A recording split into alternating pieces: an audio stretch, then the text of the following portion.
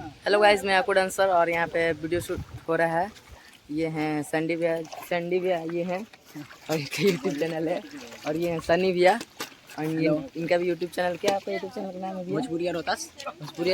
और हम लोग बहुत इनके इंस्टाग्राम पे बहुत अच्छे खासे फॉलोअर है। आप भी फॉलो करें, लाइक करें और उनको फॉलो मत कीजिएगा, हमको कीजिएगा, इसको ही कीजिएगा, उनको फॉलो मत कीजिएगा। और हमारे इधर सब ग्रुप है, इधर वीडियो शूट कर रहे हैं।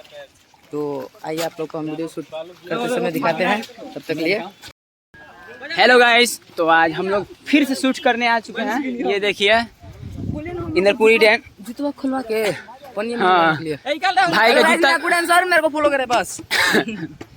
बहुत ही अंदरूनी धूप है। और ये देखिए ये मनोज भैया है, बहुत ही अच्छे कोरियोग्राफर है।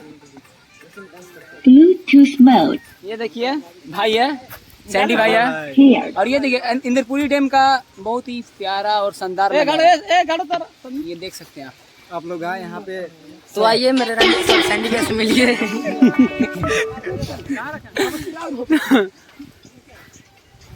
और ये देखिए आपको मिलाते हैं, बहुत ही अच्छे सिंगर है सोनू सरगम भैया। अच्छा इनका पेज है, चाहे आईडी है जौन समझ ले लोग, आप लोग सब्सक्राइब फॉलो करेगा हुई यार।